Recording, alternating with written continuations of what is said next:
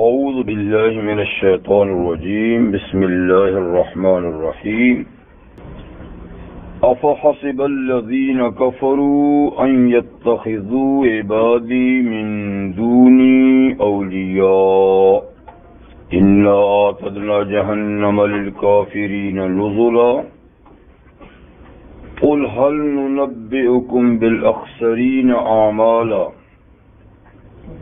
الذين ضل سعيهم في الحياة الدنيا وهم يحسبون أنهم يحسنون صنعا أولئك الذين كفروا بآيات ربهم ولقائه فحبطت أعمالهم فلا نقيم لهم يوم القيامة وزنا ذلك جزاؤهم جهنم بما كفروا واتخذوا آياتي ورسلي هزوا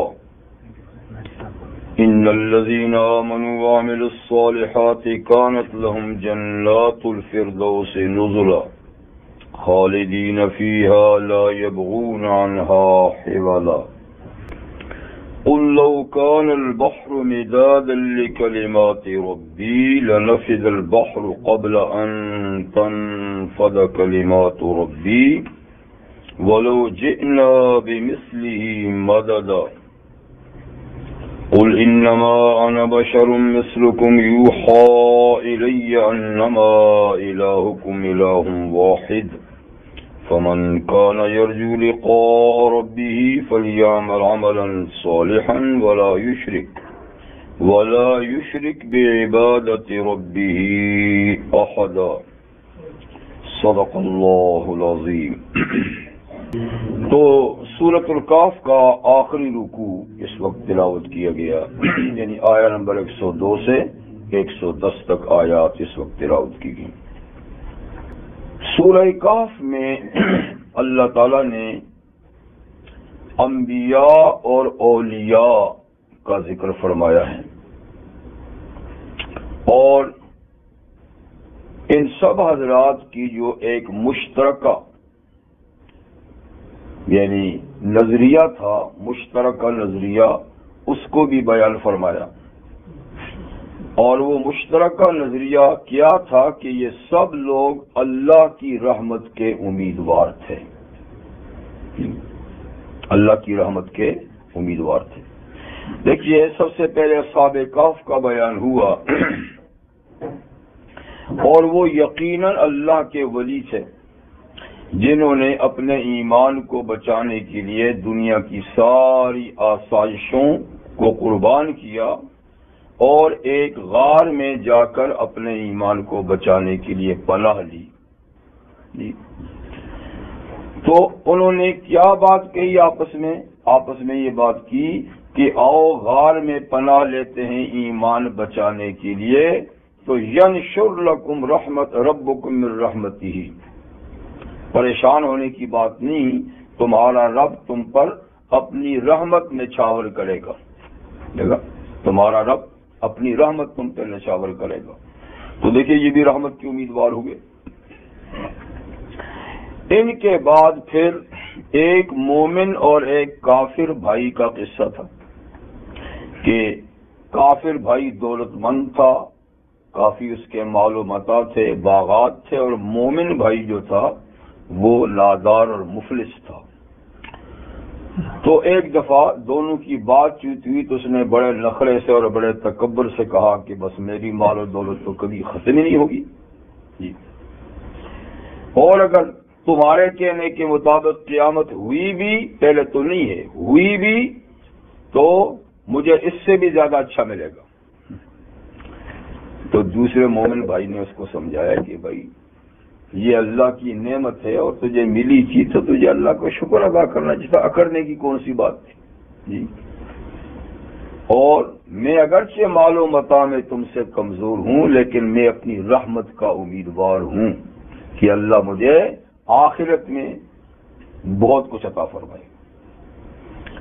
تو دیکھیے، وہاں بھی مومن نے اللہ کی رحمت کا سہارا لیا، کافر نے دنیا کے اسباب کا سہارا لیا، تو نتیجہ کیا ہوا؟ اس کا سارا مال و متاع ایک رات میں برباد ہو گیا، وہ ہاتھ ملتا رہ گیا۔ تیسرا واقعہ پھر دو نبیوں کا یا ایک نبی اور ایک ولی کا، حضرت موسیٰ اور حضرت خضر کا ہے کہ وہ ایک سفر پہ گئے، 3 واقعات پیش آئے جن پر موسیٰ علیہ السلام نے روک ٹوک کی، تو انہوں نے کہا کہ اب آپ ایک ساتھ نہیں چل سکتے، لیکن میں نے جو کچھ کیا اور آپ نے روکا اس کی وجہ بھی آپ کو بتا دوں کہ میں نے کیوں کیا۔ پھر ان تینوں باتوں کی وجہ بتائی، اور وجہ بتانے کے بعد انہوں نے حضرت خضر نے کہا ھذا رحمت من ربک، یہ جو کچھ بھی ہوا تیرے رب کی مہربانی ہے اے موسیٰ، یہ ہمارا کمال نہیں، اللہ کی مہربانی سے ہوا۔ تو دیکھا اللہ کے نبی یا دونوں نبی یا ایک نبی اور ایک ولی نے اپنے سارے معاملات کو اللہ کی رحمت کا نتیجہ قرار دیا۔ چوتھا واقعہ تھا ذوالقرنین بادشاہ کا، جو یقیناً بادشاہ تھا پر اللہ کا ولی بھی تھا، ٹھیک ہے نا۔ تو اللہ تعالیٰ نے اس کے 3 سفروں کا ذکر کیا، ایک مغرب، ایک مشرق، ایک شمال، اور شمالی مشرق میں ایک قوم کے ساتھ واسطہ پڑا تو انہوں نے درخواست کی کہ یا وحشی قوم یاجوج ماجوج جو ہمیں تنگ کرتے ہیں، تو آپ عذرائے کرم ہمارے ان کے درمیان دیوار کھینچ دیں۔ تو نے کہا کر دوں گا، تم میری مدد کرو میں کر دوں گا۔ دیوار کھینچ دی، اور دیوار کھینچنے کے بعد جناب ذوالقرنین نے کیا فرمایا کہ یہ اس وقت تک کا، یعنی ھذا رحمت من ربی، ھذا رحمت من ربی، اس دیوار کا کھینچ لینا میرا کمال نہیں، میرے رب کی رحمت کا نتیجہ ہے۔ تو سب حضرات نے اپنا نظریہ بیان کیا کہ ہم میں کمال نہیں، اللہ کی مہربانی ہے، سب کچھ جو ہوتا ہے اللہ کی مہربانی ہوتا ہے۔ اب اللہ تعالیٰ آگے یہاں سے بیان فرماتے ہیں کہ یہ مقربان خدا، یہ اللہ کے قریبی اور نیک اور صالح بندے تو اپنے ہر کام کو اللہ کی رحمت کا نتیجہ قرار دیتے ہیں، لیکن مشرکوں کو ذرا دیکھو تو صحیح، وہ انہی اللہ کے بندوں کو خدائی کا درجہ دیتے ہیں، وہ ان سے حاجتیں مانگتے ہیں اور ان کے نذرانے پیش کرتے ہیں، جبکہ ان کا حال یہ کہ وہ اللہ کی رحمت کے امیدوار ہیں اور اپنے ہر کام کو خدا کی مہربانی کہتے ہیں۔ ان کو دیکھو کہ یہ انہی سے حاجتیں مانگتے ہیں، انہی کو خدائی کا درجہ دیے۔ دیکھو تو افحسب الذین کفروا، کیا خیال کر لیا ہے ان لوگوں نے جو کافر ہیں، ان یتخذوا عبادی من دونی اولیاء، کہ وہ بناتے ہیں میرے بندوں کو میرے سوا اپنا کارساز۔ مجھے تو اپنا کارساز نہیں کہتے، وہ میرے بندوں کو اپنا کارساز کہتے ہیں۔ یہاں اولیاء ولی سے، اور ولی کا معنی یہاں کام بنانے والا، بگڑی بنانے والا، مشکلیں حل کرنے والا۔ یہ تو ان کا حال تو یہ ہے کہ میرے سامنے 10 بدعا ہے، اپنے ہر کام کو میری رحمت کا نتیجہ کہتے ہیں۔ ان کا حال یہ کہ یہ انہی کو اپنا حاجت روا بنا لیں، انہی کو اپنا مشکل کشا بنا لیں۔ تو انا اعتدنا جہنم للکافرین نزلا، ہم نے بھی یقیناً ان کافروں کے لیے جہنم کو بطور مہمانی کے تیار کر رکھا ہے، ہم بھی ان کی خاطر تواضع جہنم سے کریں گے۔ یہ ہمارے پاس آیا تو ہم بھی ان کی مہمانی جہنم سے کریں گے۔ جو اتنے بھی نہیں سمجھتے کہ وہ ہمارے سامنے جھکتے ہیں، یہ ان کے سامنے جھکتے ہیں، اور انہیں جھکنے کا کہاں ہے۔ یہ حقیقت تو اس وقت آشکارا ہو جائے گی، واضح ہو جائے گی، جب محشر کا میدان بپا ہوگا اور اللہ اولین اور آخرین لوگوں کو اکٹھا کریں گے، جی، تو عابد و معبود کو بھی اللہ اکٹھا کریں گے۔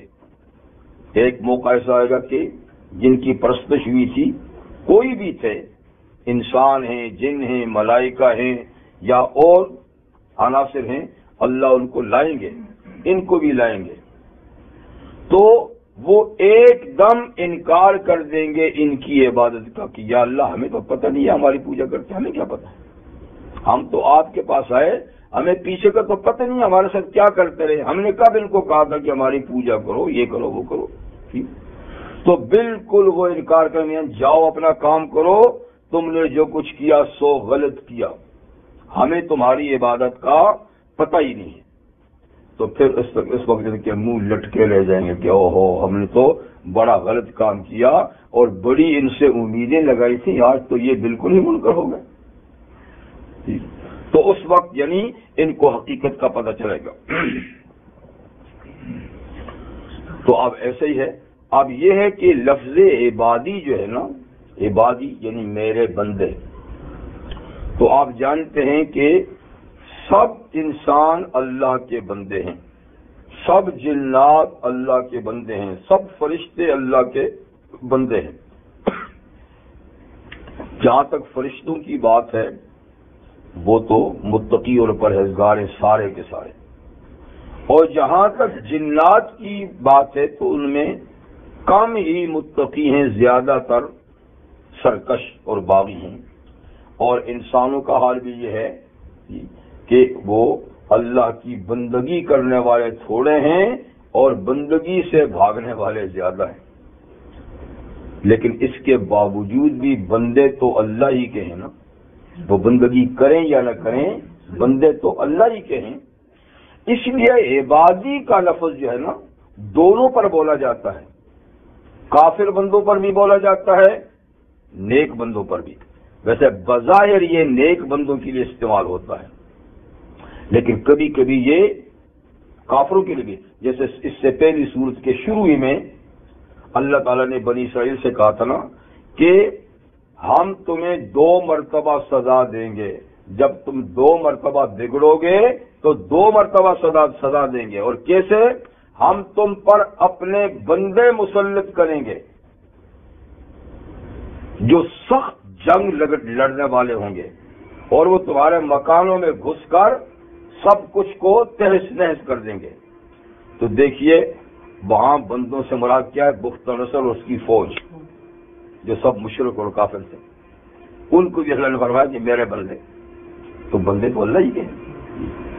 تو عام طور پہ اس لفظ کا اطلاق نیک بندوں پہ ہوتا ہے، لیکن کبھی کبھی کافروں اور گناہگاروں پر بھی ہوتا ہے۔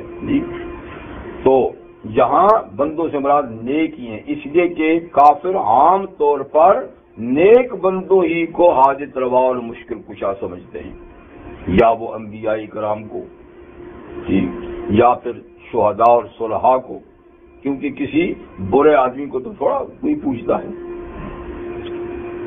ہاں البتہ جنات میں ایسے سرکش بھی ہوتے تھے کہ ان سے ڈر کر ان کی پرستش کرتے تھے، وہ بھی عبادی میں آ جاتا، ورنہ اس سے مراد فرشتے اور نیک اور صالح بندے مراد ہیں کہ جنہوں نے مجھے چھوڑ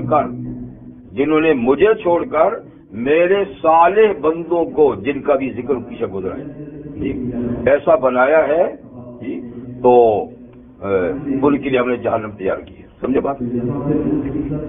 اب یہ تو آپ جانتے ہیں کہ کتنے اللہ تعالیٰ کے صالح بندوں کے ساتھ کیا معاملات ہوتے ہیں۔ خود جو اس صورت میں اصحاب کہف گزرے ہیں، حالانکہ وہ پہلی امت کے لوگ تھے، لیکن ہمارے کتنے علاقوں میں چلنے سے آپ بیٹھیں، کوئی وہ اپنا کام کریں گے، اپنا کام کریں گے۔ آپ کو میری آواز کو آ رہی ہے نا؟ بس ٹھیک ہے۔ تو اصحاب کہف میں نے کہا اس امت کے ولی نہیں، پہلی امت کے ولی تھے، یعنی عیسائیت کے دور کے ولی تھے، لیکن ہمارے ہاں کتنے لوگ ہیں جو ان کی بھی نیاز دیتے ہیں، شاید آپ کو پتہ نہیں ہوگا، آپ مجھ سے سنیے کہ اصحاب کہف کی نیاز بھی دی جاتی ہے، 7 روٹیاں ان کی نیاز کی، اور 8ویں روٹی کتے کے نیاز کی۔ ہاں 8 ہو گیا نا بھائی، 7 آدمی تھے، 8واں کتا تھا نا جی۔ تو کہتے ہیں او جی وہ ایسا معمولی کتا تو نہیں تھا، بھائی معمولی تھا یا غیر معمولی تھا تو کتا ہی نا، لیکن چلو بندوں کی تو بات سمجھ آ، کتے کی نیاز کا کیا مطلب ہے؟ وہ بھی کوئی حاجت روا ہوا، لیکن مشرک کی مت ماری جاتی ہے۔ جب وہ نہیں ماننے پہ آتا نا تو پھر اللہ تعالیٰ مچھر اور مکھی کے سامنے جھکا دیتے ہیں۔ کتا تو پھر بھی بڑی چیز ہے۔ جو اللہ سے بغاوت کرتا ہے تو ایسی مت ماری جاتی ہے۔ تو ہندوؤں کو تو آپ لوگوں نے کیسی کیسی چیزوں کی پوجا کرتے ہیں، کیسی کیسی چیزوں کی پوجا کرتے ہیں جی؟ اوہو، چوہے بندے اور بڑی چیز ہے۔ یہاں ایک اور چیز بھی ہے، میں کہہ نہیں سکتا، مسجد میں بیٹھا ہوں، پتہ نا آپ کو؟ اور وہ تو خود ہمارے علاقے میں اس کا ایک مجسمہ پڑا ہوا ہے۔ اب تو خیر لوگوں نے توڑ پھوڑ دیا ہے، تقسیم کے بعد کافی عرصے تک وہ تھا، یعنی انسانوں کا اعلی تناسل، اور کہتے تھے یہ معاذ اللہ ثم معاذ اللہ آدم علیہ السلام کا اعلی تناسل ہے۔ انا للہ و انا الیہ راجعون، یعنی بالکل چکنا پتھر بہت بڑا جس کو کوئی ہٹا ہی نہیں سکتا، صرف اس کے اوپر تھوڑی سی کھدائی کر کے اس کی شکل اس کی بنا لی، اس کی پوجا پاٹ ہوتی ہے، پوجا پاٹ ہوتی جی۔ اور ہمارے ہاں پتہ نہیں آپ لوگوں میں سے تو کوئی ہزارہ کا واقف نہیں ہوگا نا؟ آپ ہزارہ کا واقف کبھی حویلیاں اور ایبٹ آباد گئے ہیں؟ حویلیاں اور ایبٹ آباد کے درمیان ایک گاؤں کا نام اب تو لوگوں نے بدل لیا ہے، لیکن ایک عرصے تک اس کا نام تھا کھوتا قبر۔ کھوتا جانتے ہیں نا؟ گدا جی؟ نہیں وہاں ایک گدے کی جگہ باقاعدہ قبر بنی ہوئی ہے، اس پہ چڑھاوے ہوتے ہیں، اس پہ جھنڈے ہوتے ہیں، اور کسی زمانے تک اس کی بھی نیازیں دی جاتی تھی۔ اب تھوڑا سا لوگوں کو شعور ہوا ہے تو اس کا نام بدل کے مصطفیٰ آباد رکھ دیا ہے، لیکن مشہور اب بھی عوام میں کھوتا قبر ہی۔ اس کی کہانی یہ ہے کہ اس گاؤں میں ایک گدھا تھا، ایک آدمی کا گدھا تھا۔ گاؤں والے سارے کے سارے کسان تھے، کھیتوں میں ہل چلاتے تھے، تو کسان صبح جاتے ہیں شام تک کھیتوں میں کام کرتے ہیں، اور دوپہر کے کھانے آپ کو پتہ نا ان کے لنچ کھیتوں میں جایا کرتے ہیں۔ تو وہ ایک آدمی کا شریف گدھا تھا، تو اس کی گھر والے اس گدھے پہ کھانا رکھ دیتے تھے نا، تو وہ گدھا مالک کو چلتے چلتے پہنچا دیتا تھا بس، ٹھیک ہے۔ جب وہ جانے لگا تو آس پاس کے پڑوسنوں نے کہا یار یہ ان کا لے جاتا تو ہم بھی سامان اس پر رکھ دیا کریں، ہمارے جو ہیں وہ بھی اس سے اٹھا لیا کریں گے، تو وہ بھی لا دیتے تو لے جاتا تھا۔ پھر آہستہ آہستہ اس کی عادت ایسی پڑ گئی کہ وہ مختلف کھیتوں کا چکر لگاتا تھا، جہاں آدمی ہے نا وہ خود وہاں چلا جاتا تھا تاکہ ان کو آنے کی ضرورت ہی نہ پڑے۔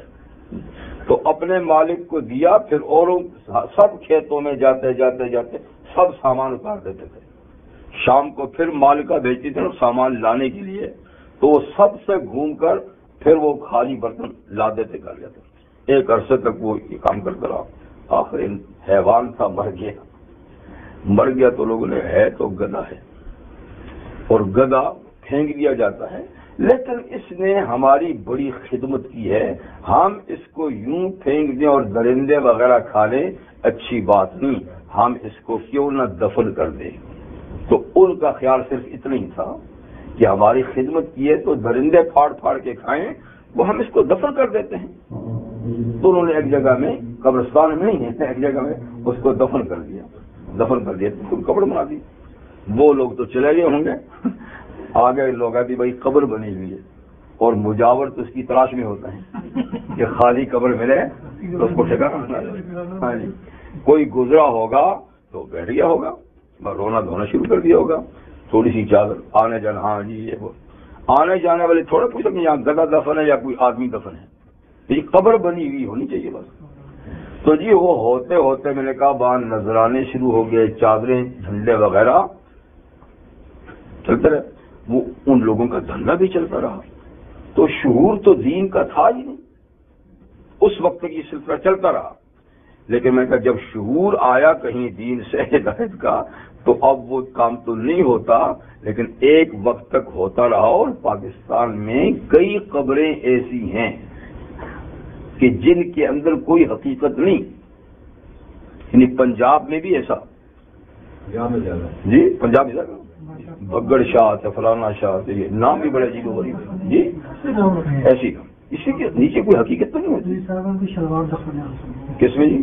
ہمارے بجلی والا ہے جی فیصلہ آباد میں. ہاں تو ایک پیر صاحب جو تھے وہ فوت ہو گئے، تو ان کا جھگڑا آپس میں ہو گیا 2 فیملی میں. اچھا. کوئی کہتا ہے کہ ہمیں یہاں دفن کرنا ہے، کوئی کہتا ہے ہمیں یہاں دفن. ہاں ٹھیک ہے. تو پہلے انہوں نے بجلی والے میں دفن کیا ان کو، پھر وہ دوسری پارٹی میں زبردستی وہ نکال کے لے گئے.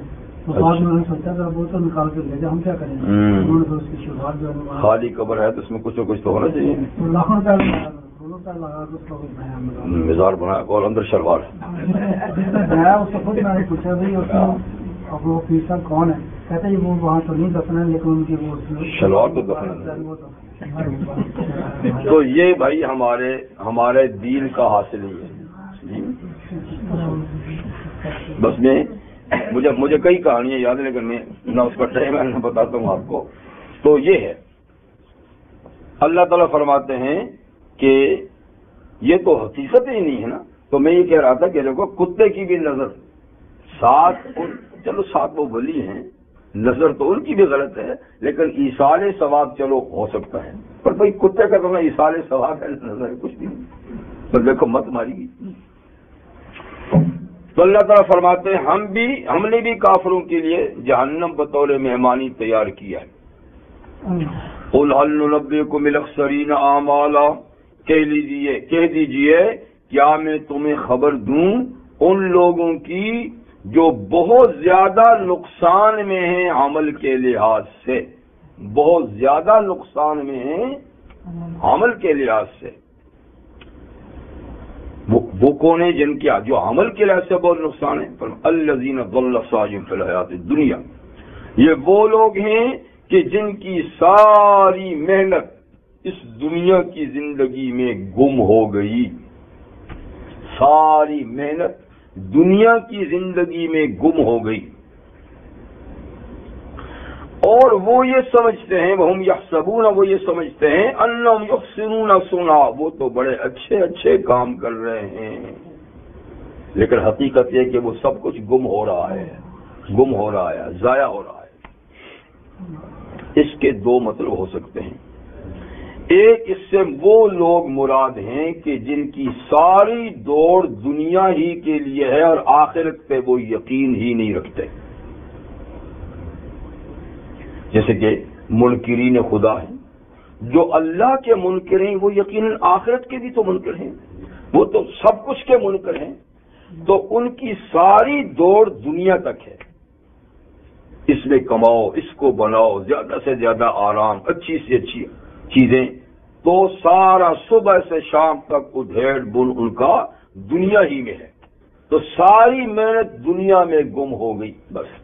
یعنی سب کچھ انہوں نے دنیا ہی کے لیے کیا، اور وہ خود کو کامیاب بھی سمجھتے ہیں کہ ماشاءاللہ ہم اچھا کرتے ہیں، اور یہ لوگ جو ہے نا یہ تو پتہ نہیں کس کی آس لگائے ہوئے کیا کر رہے ہیں، اور ہم تو دن رات اسی کو بنا رہے ہیں. تو وہ تو جن کا عقیدہ ہی یہ نہیں ہے آخرت کا، وہ تو ظاہر بات ایسے ہی کریں گے، ایسے ہی ہونا ہے. لیکن کتنے وہ لوگ ہیں جو عقیدہ آخرت رکھ کر بھی دنیا میں گم ہیں؟ کتنے لوگ ہیں؟ یعنی دیگر مذاہب میں بھی نا عقیدہ آخرت تو عیسائیوں میں بھی تو ہے نا، یہودیوں میں بھی تو ہے نا عقیدہ آخرت. لیکن ان کی اکثریت یعنی عقیدہ جو رکھتی بھی ہے نا، تو ان کو بھی آپ دیکھ لو وہ مذہب کا نام سننا نہیں چاہتے. اگر مذہب کی طرف آپ بات کریں گے تو ٹلا دیں گے، کہیں بزنس کی بات کرو، دنیا کی بات کرو. اچھا، حالانکہ کہیں گے ہم عیسائی ہیں، عیسائی کا مطلب ہے کہ آخرت بڑا یقین ہے، یہودیوں کا بھی ایسے ہی ہے. تو خاص مذہبی طبقہ ان میں بھی کم ہے، اور ان کو تو رہنے دیجیے، اگر وہ مذہبی ہے یا غیر مذہبی ہے وہ تو سب کا ٹھکانہ ایک ہی ہے. لیکن اس امت کا حال بھی دیکھ لیجیے، اور اس امت کی اکثریت تو کم سے کم آخرت پر یقین رکھتی ہے. اگرچہ کچھ نام لیوا مسلمان بھی ہیں کہ وہ صرف خاندانی لحاظ سے مسلمانوں کا نام ہے، اور اپنے آپ کو مسلمان کہتے ہیں، لیکن ان سے بھی آپ گفتگو کریں گے تو وہ آخرت کے بارے میں متذبذبی ہوں گے. تو ان کی بھی لیکن ساری دوڑ یہیں تک ہے، بس جہاں کماؤ، یہاں کھاؤ، یہاں کا آرام، یہاں کا سکون، اچھی گاڑی، اچھا مکان، اچھا سامان، بس اس میں لگے ہوئے اور اسی میں کھپ جاتے ہیں. تو ایک مطلب تو اس آیت کے یہ کہ وہ لوگ کہ جن کی ساری محنت دنیا ہی میں کھو گئی، گم ہو گئی، ختم ہو گئی، آگے کے لیے کچھ ہے ہی نہیں ان کے پاس. اور دوسرا اس کا مطلب وہ لوگ ہے کہ جو محنت تو کرتے ہیں آخرت کے لیے بھی، جیسے کہ ابھی اگلی آیت میں آ رہا ہے، اور بظاہر یہ کہ وہی لوگ مراد ہیں، لیکن یہ بھی مراد ہے کہ وہ آخرت کے لیے محنت تو کرتے ہیں، لیکن آخرت میں جو محنت کارآمد ہے اس کی شرائط پوری نہیں. یعنی آخرت میں جو محنت کارآمد ہے اس کے لیے جو شرطیں ہیں وہ شرطیں ان کے پاس نہیں، محنت کیا جا رہا ہے آخرت کے لیے. تو ضل سعیہم فی الحیات الدنیا، ان کی یہ محنت بھی جو آخرت کے لیے کر رہے ہیں پر وہ شرط کے مطابق نہیں، تو وہ بھی اس دنیا ہی میں گم ہوگی.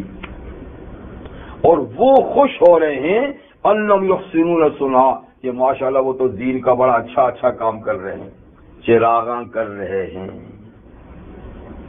جی، اور فلاں کی محفلیں منا رہے ہیں، یعنی اس کو بڑا اچھا کام، نیکی کا کام سمجھتے ہیں جی. لیکن اس کی بنیاد شریعت پر نہیں، سنت پر نہیں، ایمان پر نہیں، اخلاص پر نہیں. تو اس میں دو قسم کے لوگ ہیں، ایک وہ کہ جن کے اعمال سنت کے مطابق نہیں، شریعت کے مطابق نہیں، گو کہ وہ اخلاص سے کریں، اور دوسرے وہ لوگ کہ جن کے اعمال سنت کے مطابق ہیں، شریعت کے مطابق ہیں، لیکن اخلاص سے نہیں، دکھاوے کے لیے کر رہے ہیں.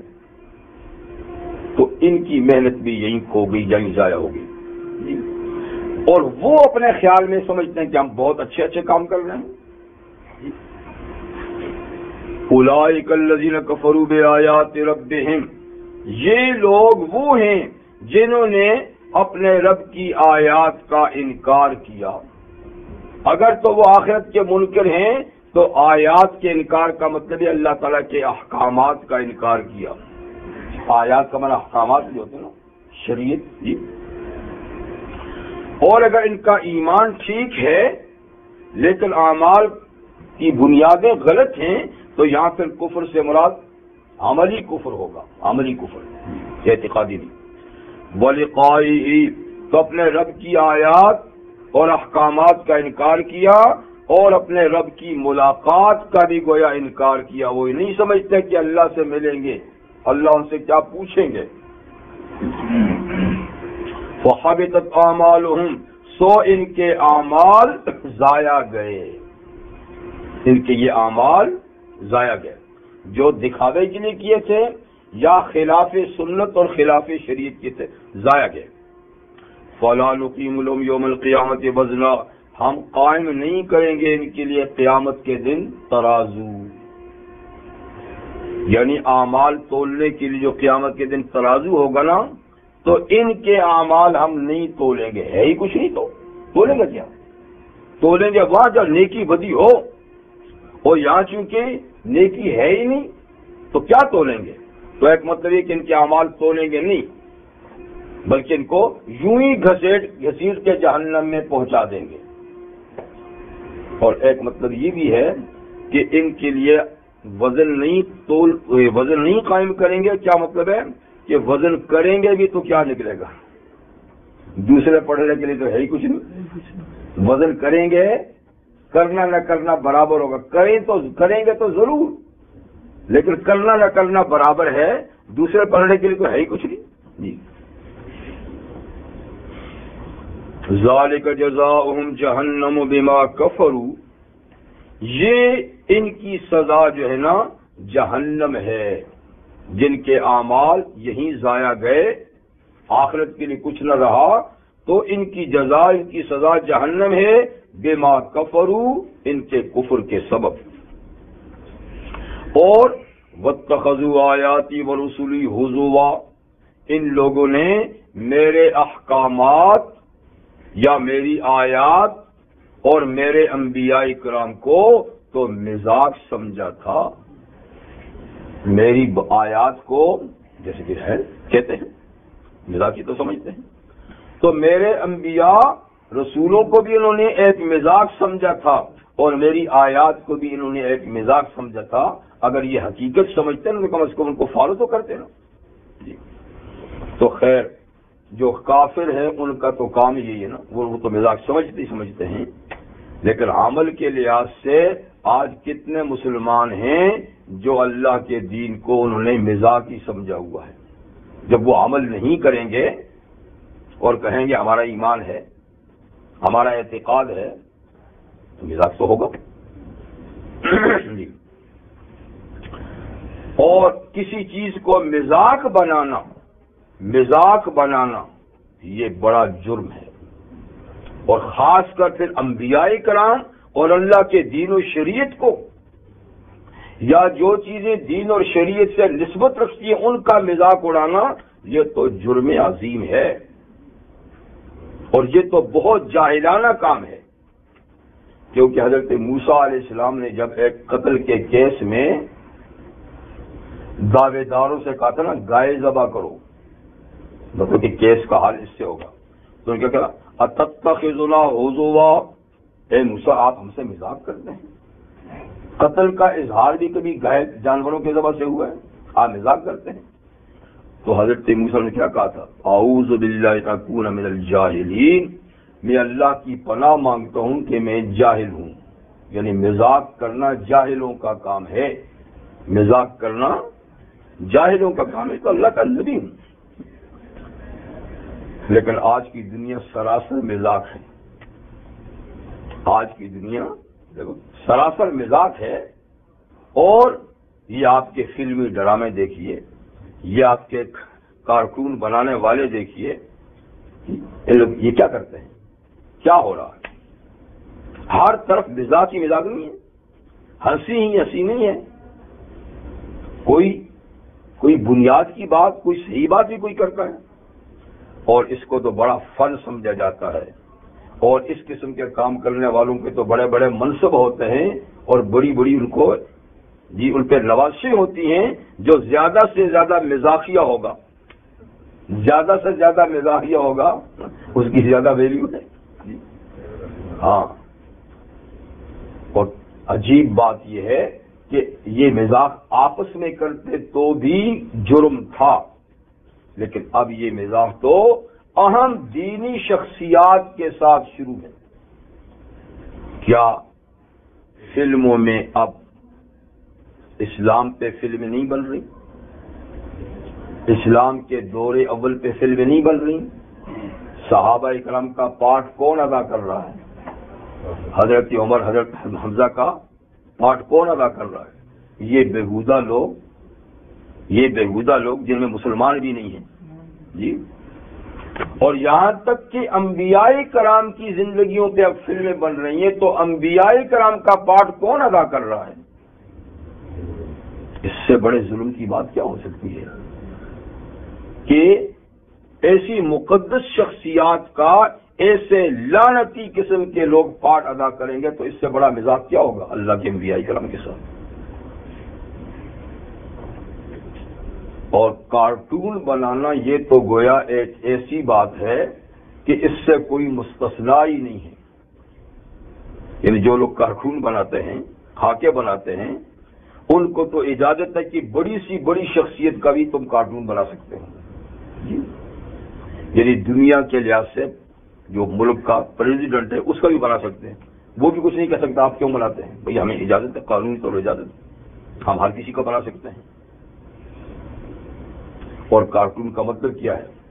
مذاق اڑانا، مذاق اڑانا، ہاں جی، یہ مذاق اڑانا ہوتا ہے۔ اور اسی لیے اس کا یعنی اس کو بنیاد بنا کے کہ ہم ہر کسی کا چونکہ قانونی لحاظ سے کارٹون بناتے ہیں، بنا سکتے ہیں تو دیکھیے آپ انبیاء کرام کے کارٹون بنائے جا رہے ہیں. دے دیجیے، ہمیں قانونی حق ہے جس کا چاہے بنائے. تو اللہ فرماتے ہیں اچھا میری آیات اور میرے رسولوں کو بھی تم نے مذاق بنایا ہوا ہے، تو پھر اس کی سزا کیا ہے؟ جہنم ہے. تو بہرحال ان لوگوں کی سزا جہنم ہے، اس لیے کہ انہوں نے اللہ تعالیٰ کی آیات، اللہ کے انبیاء، مقدس شخصیات کو مذاق بنایا ہے.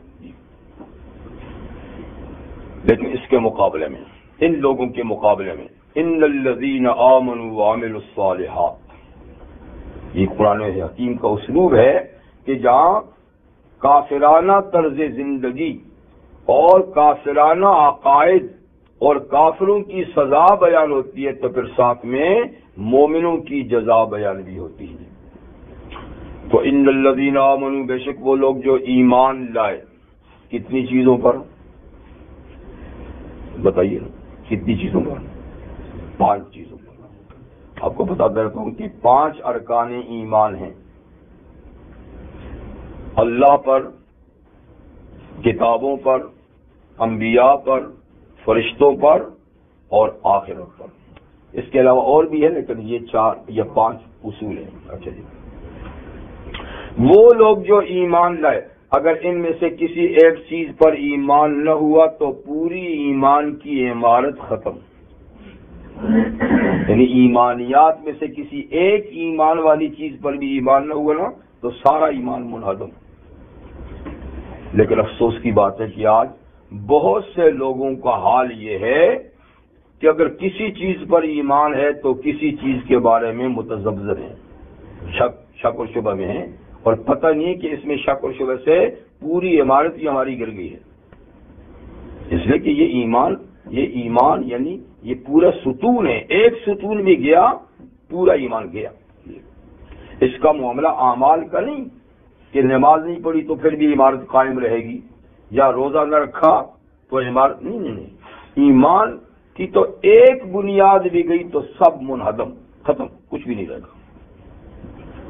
ایک نبی کا بھی مذاق اڑا لیا تو پورا ایمان ختم، اور تو پورا ایمان ختم. تو وہ لوگ جو ایمان لائے یعنی ایمان کے تمام ارکان پر صدق دل سے یقین کر کے زبان سے اقرار کیا، وعملوا الصالحات، اور اس کے بعد نیک اعمال کیے. نیک اعمال کے بارے میں بھی آپ کو بار بار بتاتا ہوں، یہ بعض باتیں آپ کو یاد رکھنی چاہیے کہ اعمال کے نیک ہونے کا کیا مطلب ہے، کہ اعمال کے نیک ہونے کی کیا شرائط ہیں کہ اس عمل کو آپ نیک کہیں گے. ایک تو یہ کہ اعمال کے نیک یا بد ہونے کا معیار ہم نہیں، ہم کسی کو نیک یا بد کہیں، ہمیں اس کا اختیار نہیں. نیکی اور بدی کا معیار اللہ کے نبی کا طریقہ ہوتا ہے. اللہ نے ان کو نیکی بدی واضح کرنے کے لیے تو بھیجا ہوتا ہے. تو جتنی بھی نیکی کی کام ہیں وہ سب انبیاء کرام کر کے جاتے ہیں، کوئی چھوڑ کے نہیں جاتے. کیونکہ نبی کریم صلی اللہ علیہ وسلم فرمانا انما بعثت لاتمم مکارم الاخلاق، مجھے تو بھیجا اس لیے گیا ہے کہ سب اچھے اخلاق پورے کر کے جاؤں. تو اخلاق صرف مسکرانے کا نام نہیں ہے، پورا دین اخلاق ہے، پورا دین. اس لیے ام المومنین سے پوچھا تھا کہ نبی ہم تو اخلاق کا وہی مختصر سا معنی کرتے ہیں نا جی، تو پوچھا کہ حضور کے اخلاق کیا تھے؟ تو آپ نے فرمایا تو قرآن نہیں پڑھتا. اچھا قرآن تو پڑھتا ہوں تو اخلاق کا پوچھتا ہوں. کان خلق القرآن، حضور کے اخلاق تو قرآن تھا. تو قرآن پورا دین ہے تو اخلاق نبی پورا دین ہے، اور آپ پورا کر کے گئے ہیں. اسی لیے امام مالک رحمۃ اللہ علیہ فرماتے ہیں کہ جو شخص دین میں نئی بات پیدا کرتا ہے وہ نبی پر تہمت لگاتا ہے کہ وہ دین پورا کر کے نہیں گئے، کہ یہ بھی اچھا کام تھا، دیکھو جی یہ تو انہوں نے نہیں کیا، تو اچھا کیا رہ گیا ہے جو وہ نہیں کیا تو کر رہا ہے؟ تو یہ گویا نبی پر خیانت کا الزام لگاتا ہے جو دین میں نیا کام، کتنے خطرے کی بات ہے۔ اور ہم نے ایک رٹ لگائی ہوتی ہے، یہ بھی اچھا ہے، اس میں کیا برائی ہے، یہ بھی اچھا ہے، اس میں کیا برائی ہے۔ اس میں سب سے بڑی خرابی یہ ہے کہ حضور نے نہیں کیا، سب سے بڑی خرابی یہ ہے کہ حضور نے نہیں کیا۔ کیونکہ کیا خرابی ہے اس میں؟ تو چمک دمک کو دیکھتا ہے جی۔ تو عمل صالح کے لیے میں نے کہا ایک شرط تو یہ ہے کہ وہ ایمان کی بنیاد پر ہو، ایمان نہیں تو کوئی عمل صالح نہیں۔ جیسے وضو نہیں تو نماز نہیں، کیا خیال ہے؟ جیسے آپ کو پتہ ہے کہ قبلہ ادھر اور آپ نماز ادھر پڑھتے ہیں تو نماز نہیں۔ آپ کے پاس پانی ہے اور آپ بغیر یعنی آپ تیمم کر کے پڑھتے ہیں تو نماز نہیں۔ آپ کے پاس کپڑا ہے اور آپ اتار کے پڑھتے ہیں تو نماز نہیں، یہ شرائط ہے نا جی۔ تو اسی طرح ایمان نہیں تو کوئی عمل صالح نہیں۔ اس لیے تعالیٰ فرماتے ہیں وَمَن يَعْمَلْ مِنَ الصَّالِحَاتِ وَهُوَ مُؤْمِنٌ، جو نیک کام کرے بشرطے کہ وہ مومن ہے۔ حضور فرماتے ہیں من صام رمضان ایمانا و احتسابا، جس نے رمضان کے روزے رکھے ایمان کی بنیاد پر کہ ایمان بھی تھا اور ثواب کی نیت سے، تو وہ پچھلے گناہوں کا کفارہ ہوں گے۔ تو عمل صالح کے لیے شرط کیا ہے؟ پہلی ایمان۔ ایمان کیا ہے؟ وہ 5 چیزیں بھی جو ذکر کی۔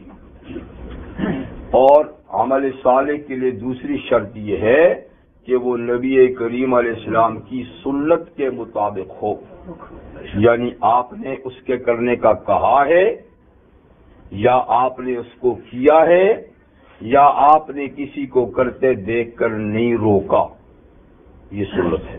یہ تینوں باتیں سنت ہیں، کیونکہ یہ نہیں کہ حضور صلی اللہ علیہ وسلم نے ہر کام خود کیا ہو، کئی کام آپ نے نہیں کیے ہے پر کہا ہے کہ یہ کرو، سمجھے بات؟ اور کئی کام حضور صلی اللہ علیہ وسلم کی خصوصیت کی بھی ہے کہ میں کرتا ہوں تو مت کرو، آپ نے روکا ہے، یہ میں کرتا ہوں تو مت کرو۔ جیسے صوم وصال مسلسل روزے، آپ نے کہا تم نہیں رکھو میں رکھتا ہوں۔ تو بہرحال یہ 3 باتیں کیا سنتیں، آپ کا قول، آپ کا فعل، آپ کا عمل، یعنی آپ کا قول، آپ کا عمل اور آپ کی تقریر۔ اور تیسری شرط کیا عمل صالح ہونے کے لیے کہ وہ صرف اللہ کی رضا کے لیے کیا جائے، کسی کو دکھانے کے لیے نہیں۔ اگر کوئی عمل کسی کو دکھانے کے لیے کیا تو وہ ضائع ہو گیا۔ حدیث میں ہے کہ قیامت کے دن اللہ تعالیٰ فرمائیں گے انا اغنى الشرکاء شرکا، میں شریکوں کی پارٹنروں کی پارٹنرشپ سے غنی ہوں، مجھے کسی کی پارٹنرشپ نہیں چاہیے۔ جس نے عمل دوسرے کو دکھانے کے لیے کیا مجھے نہیں چاہیے۔ ایک حدیث میں کہ اللہ تعالیٰ فرمائیں گے جب بندہ آئے گا یا اللہ میں نے نیک عمل کیا ہے، اللہ فرمائیں گے جس کے لیے کیا اس سے جا کر بدلہ مانگ، میرے پاس نہیں، تیرے عمل کا بدلہ میرے پاس نہیں، جس کے لیے کیا تھا اس سے جا کر لے لے۔ تو کتنی شرطیں گے عمل صالح کے لیے؟ ایمان کی بنیاد پر 1، حضور کی سنت کے مطابق ہو 2، خالص اللہ کی رضا کے لیے ہو 3، ورنہ عمل صالح نہیں۔ تو وہ لوگ جو ایمان لائے انہوں نے نیک اعمال کیے، کانت لہم جنات الفردوس نزلا، ان کے لیے فردوس کے باغات بطور مہمانی کے پیش ہوں گے۔ یہ واقعی مہمانی ہے، اگلے جہنم کو مہمانی تو مذاکر کا تھا جی، یہ واقعی مہمانی ہے۔ فردوس اصل میں عربی کا لفظ نہیں، یہ حبشی زبان یا کسی زبان کا لفظ، لیکن عربی میں یہ کافی استعمال ہو رہا ہے۔ تو خود فردوس کا معنی بھی باغ ہے، فردوس کا اپنا معنی بھی کیا ہے؟ باغ۔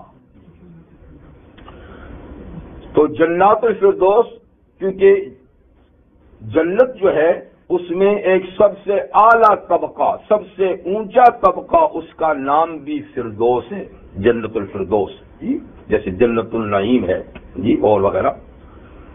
تو یہ سب سے افضل ہے. اللہ تعالیٰ فرماتے ہیں ان لوگوں کی مہمانی کا انتظام وہاں ہوگا.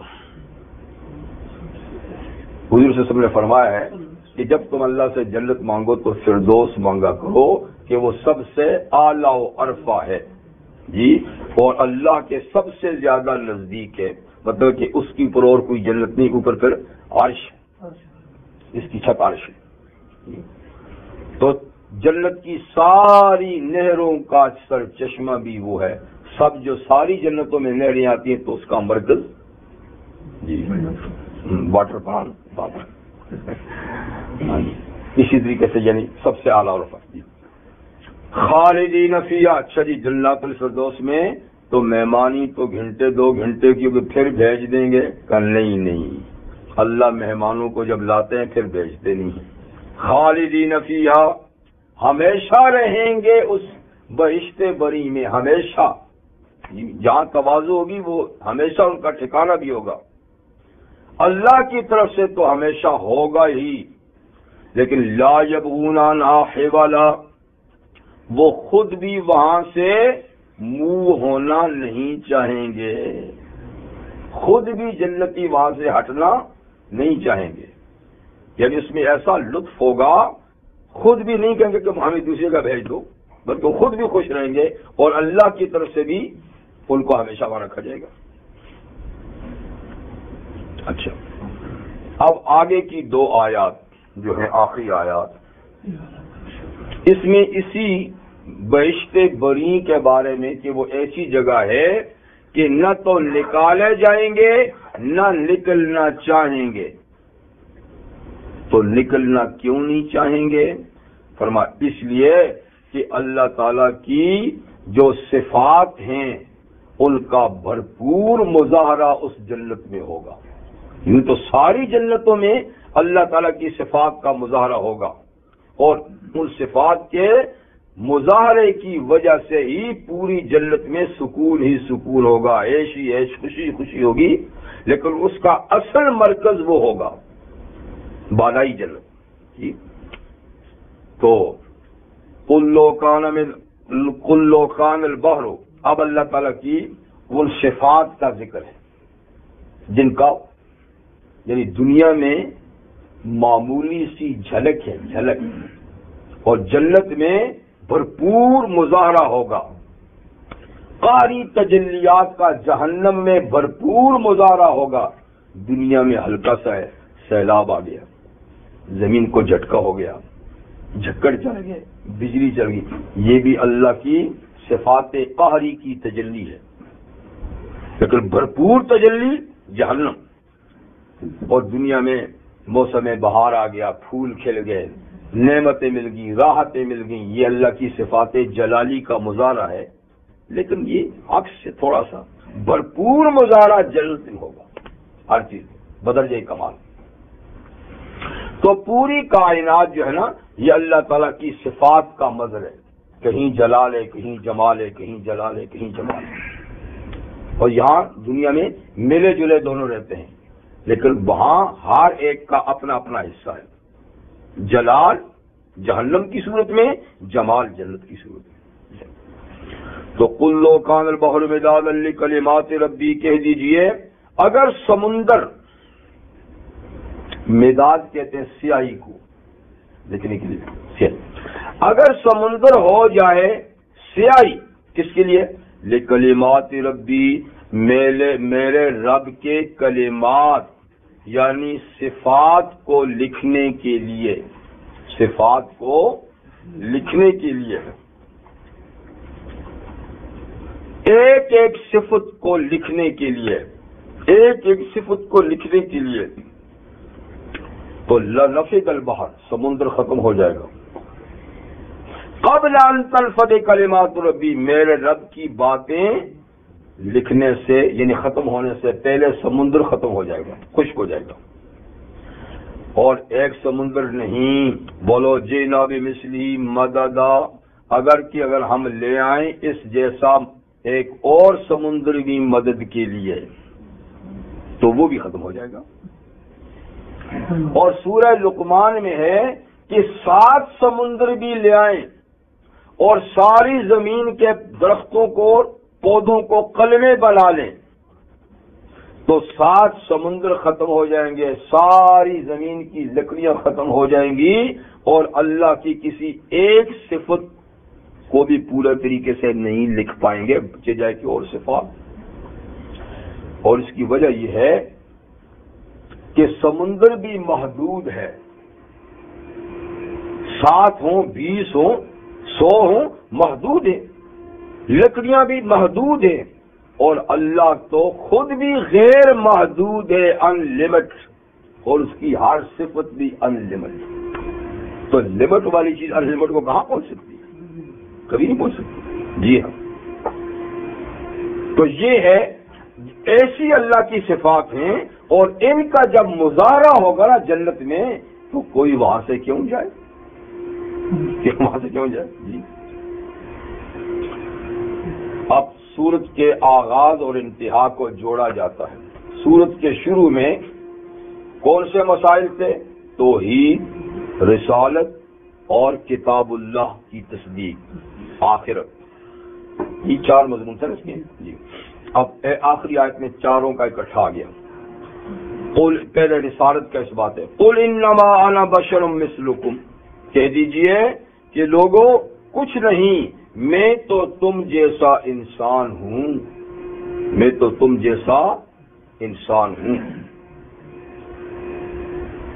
لیکن بات رسالت کی ہے، تم رسول نہیں، میں رسول ہوں، تم صاحب وحی نہیں، میں صاحب وحی ہوں، یوحا الیہ، میری طرف وحی کی جاتی ہے، تمہاری طرف وحی نہیں کی جاتی، تو تمہاری طرح ہوں بھی، تمہاری طرح نہیں بھی، تمہاری طرح ہوں بھی، تمہاری طرح نہیں بھی، یعنی اس لحاظ سے کہ میں نوع انسانی سے ہوں، تمہاری طرح ہوں، اس لحاظ سے کہ میرے ماں باپ ہیں، تمہاری طرح ہوں، اس لحاظ سے کہ میرے بیوی بچے ہیں، تمہاری طرح ہوں، اس لحاظ سے کہ میں کھاتا پیتا ہوں، تمہاری طرح ہوں، میں سوتا جاگتا ہوں، دکھ تکلیف ہوتی ہے، کھاتا پیتا ہوں، تمہاری طرح ہوں، لیکن یوحا الیہ، میری طرف وحی ہوتی ہے، تمہاری طرح نہیں، مجھ پر وحی آتی ہے، تمہاری طرح نہیں، جی مجھ سے معجزات سرزد ہوتے ہیں، تمہاری طرح نہیں، جی تو رسالت کا پورا باب تمہاری طرح نہیں، تم کون ہوتے ہو، میری طرح ہو۔ جیسے حضور صوم وصال رکھتے تھے نا، مسلسل روزے بغیر کھائے پیے، تو صحابہ نے کہا حضور ہم بھی رکھتے ہیں، فرمایا ایکم مثلی، تم میں سے کون میری طرح ہے، کہ تم ایسا رکھو گے، تم میں سے کون میری طرح ہے کہ تم ایسا رکھو گے، مجھے تو میرا رب کھلاتا پلاتا ہے، ٹھیک ہے نا، تو حضور ہماری طرح ہیں بھی نہیں بھی، لیکن بعض لوگ کہتے ہیں نہیں جی ہیں ہی نہیں تو پھر کہاں سے آ گئے؟ آپ یہ بتائیں کہ وہ فرشتوں سے ہیں؟ کہا جی نہیں۔ پھر جنوں سے ہیں؟ کہا نہیں۔ پھر کہاں سے؟ نور من نور اللہ، اللہ کے نور میں سے نور ہے۔ تو میں سمجھتا ہوں کہ پتہ نہیں ان کو انسانیت سے کیوں چڑ ہے۔ اللہ تعالیٰ تو انسانیت کی برتری کو بیان کرتے ہیں کہ میں نے مشت خاک سے آدم کو بنایا اور اتنا اٹھایا کہ نوری مخلوق کو سامنے جھکا دیا اور اپنی خلافت کے لیے اس کو منتخب کیا۔ اللہ تو کہتے ہیں میں نے مٹی سے بنا کر عزت دی، یہ پھر کہتے ہیں نہیں جی مٹی تو مٹی ہے، یہ تو وہ شیطانی والے والا، شیطان نے کہا نا میں اس سے اچھا ہوں، میں آگ سے ہوں، یہ مٹی سے ہے۔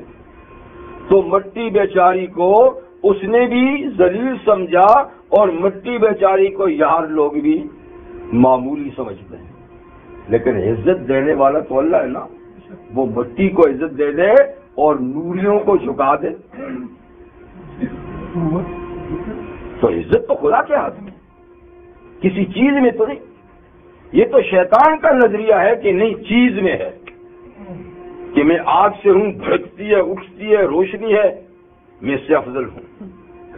افضل نہیں ہے، تو بھی مخلوق ہے، وہ بھی مخلوق ہے، اور خالق جس مخلوق کو عزت دے، تو انسان کو مٹی سے بنا کر اتنا اٹھایا، تو انما انا بشر مثلکم، انما الہکم الہ واحد، یہ مسئلہ توحید، پہلا مسئلہ رسالت، کہ مجھے یہ وحی کی گئی ہے کہ لوگوں تمہارا معبود ایک ہی ہے، تمہارا معبود 2 نہیں، 3 نہیں، 20 نہیں، 30 نہیں، ایک ہی ہے۔ اچھا، توحید بھی ہوگی، رسالت بھی ہوگی، اور یوحا الیہ میں کتاب بھی ہوگی، کتاب وہی ہے نا، یہ بات کتاب میں ہے نا، تو کتاب کا اس بات بھی ہو گیا۔ اب قیامت کا، فمن کان یرجو لقاء ربہ، سو جو اپنے رب سے ملنے کی امید رکھتا ہے، چاہت رکھتا ہے، خواہش رکھتا ہے، یعنی اس کا ایمان ہے کہ میں اپنے رب سے ملوں گا، یہ آخرت ہے، کیونکہ اللہ سے ملنے کی جگہ کون سی ہے؟ آخرت۔ اب جو آخرت کا پر یقین رکھتا ہے کہ اس دن اللہ سے ملاقات ہوگی، تو اس کو اس کے لیے تیاری کرنی چاہیے۔ اللہ سے ملاقات کے لیے تم دنیا میں سفید گھر میں کوئی بلا لے کہ فلاں دن آنا ملاقات کے لیے، تو کیا کرتے ہیں؟ تیاری میں کپڑے کی تیاری ہے، یہ ہے، میک اپ ہے، فلاں ہے، غسل کرنا ہے، خوشبو لگانی ہے، اور 20 دفعہ آئینے کے سامنے کھڑے ہو کر کنگھی بھی کرنی ہے، اور میں فٹ فاٹ ٹائی وغیرہ سب کچھ ٹھیک ٹھاک ہے۔ کیوں جی؟ اور جی سفید گھر والے نے بنایا ہے، اور دنیا میں تو یہی گھر بڑا عزت والا ہے، اور جو اس میں بستا ہے وہی بڑا عزت والا ہے جی۔ تو پوری تیاری کر کے جاتے ہیں کہ نہیں؟ اور وہ تو شہنشاہ ہے، یہ تو 2 دن کے مہمان ہیں، ان کی تو حیثیت ہی کیا بیچاروں کی۔ تو فمن کان یرجو لقاء ربہ، جو اپنے رب کی ملاقات کی امید رکھتا ہے، یقین رکھتا ہے، تو فلیعمل عملا صالحا، اس تک جانے کی تیاری صرف عمل صالح ہے، اس کو چاہیے کہ وہ نیک عمل بجا لائے، صالح عمل بجا لائے۔ اور صالح عمل کی تعریف میں نے آپ کو بتا دی، ایک یہ تو مثبت پہلو ہے، ایک منفی، ولا یشرک بعبادت ربی احدا، اور اپنے رب کی عبادت یعنی اس نیک عمل میں کسی کو ساجی نہ بنائے، کسی کو شریک نہ بنائے، کہ اس کا بھی کر لیا، اس کا بھی کر لیا، وہ اللہ قبول نہیں کریں گے جی۔ اس کا بھی کر لیا، اس کا بھی کر لیا، سجدہ اس کو بھی کر لیا، ادھر بھی کر لیا، نیاز ادھر بھی دے دی، ادھر بھی دے دی جی، نہیں، خالص۔ اور یہ کہ کسی کو دکھانے کے لیے کر لے اور ساتھ میں اللہ کی نماز بھی ہے وہ بھی دیکھ لے، وہ بھی خوش ہو جائے، نہیں، اللہ صرف خالص عبادت چاہتے ہیں۔ انہوں نے ہر چیز خالص دی ہے، ماں باپ کو اولاد بھی خالص دیتا ہے، ٹھیک ہے نا، زمین سے ہر چیز خالص پیدا کرتا ہے، جانوروں کے تھنوں سے خالص دودھ دیتا ہے، لبنن خالصن، خالصن خالص دودھ، بیچ میں پانی مکس نہیں ہوتا، پانی پیٹ میں ہے، خون بھی ہے، گوبر بھی ہے، سب کچھ اندر پڑا ہوا ہے، لیکن جب دودھ نکلتا ہے تو بالکل خالص۔ تو اللہ ہر نعمت خالص دیتا ہے، تو وہ عبادت بھی خالص چاہتا ہے، وہ تو غنی ہے، تو عبادت کی ضرورت ہی کیا ہے؟ دیتے ہو، ہدیہ دیتے ہو عبادت کا، تو خالص رہو، تو اپنے رب کی بات کے ساتھ کسی کو شریک نہ ٹھہرائے۔ وآخر دعوانا الحمدللہ رب العالمین۔ یہ سورہ کاف اختتام کو پہنچی، تو اس سورت کے فضائل میں شروع بیان کر چکا تھا کہ یہ سورہ کریمہ فتنہ دجال سے بچنے کے لیے بہت مفید ہے۔